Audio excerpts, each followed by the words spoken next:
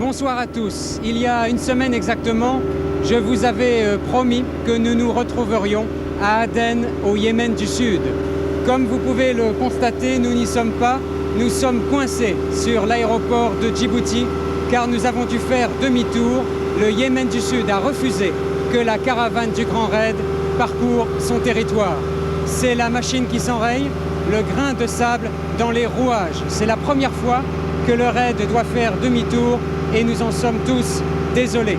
Vous savez que nous avons passé des semaines et des semaines à négocier avec les différentes autorités des différents pays pour essayer de traverser et de parcourir le monde entier. Alors il y a des pays qui nous disent « Ok, vous pouvez venir » et lorsque nous nous trouvons devant leur poste frontière, nous passons. Il n'y a aucun problème. Et puis il y a les pays qui vous disent « Nous pensons effectivement accepter votre demande » qui vous donne quelques autorisations et quelques promesses un peu floues.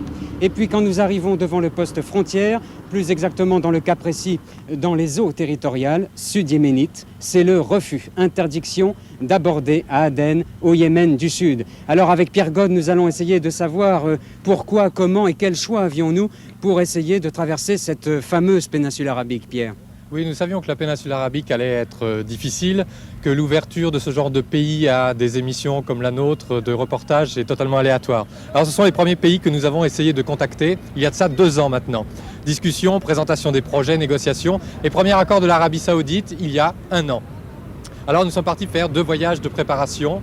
Le Yémen du Nord, après le premier voyage, ferme les portes à notre grand raid. Alors nous remontons sur Paris et deuxième échec, mi-novembre juste avant notre départ, c'est l'Arabie Saoudite. Telex sur Paris ferme les portes au Grand Raid également. Problème technique me dit-on. Alors quel problème technique dans un pays qui a des moyens aussi sophistiqués? En fait nous avons un tort, c'est d'avoir des petites voitures, 2 places simplement, et nous ne pouvons prendre personne pour venir nous contrôler, nous censurer à la limite. Alors messieurs, nous sommes désolés si nous faisons peur. Donc il restait le sud de la péninsule arabique, le Yémen du Sud. Là, les autorités touristiques essayent d'ouvrir le pays après de nombreuses années de fermeture. Et là, beaucoup de promesses. On nous dit tout sera OK, les visas seront à Djibouti. Alors retour en Afrique, retour sur le raid, et nous arrivons à Djibouti, pas de visa. Là, les jours passent, on pense après tant de promesses que ce ne sont que des formalités administratives. Et puis, toujours pas de visa, le temps presse, il faut faire partir le bateau pour faire la traversée. Pendant ce temps-là, je passe sur Aden pour aller récupérer directement les visas. Mais là, le ministère des Relations extérieures m'attend de pied ferme.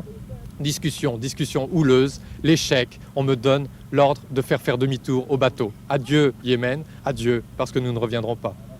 Vous voyez que la semaine a été mouvementée, c'est un premier échec pour le raid et nous sommes maintenant obligés de sauter par-dessus les pays en avion. En tout cas, nous voudrions remercier les autorités de Djibouti qui nous ont accueillis. Djibouti qui est devenu pour nous une terre d'asile, pour quelques heures en tout cas. Je vous propose de revivre en images les heures assez mouvementées que nous avons passées sur les vagues du golfe d'Aden.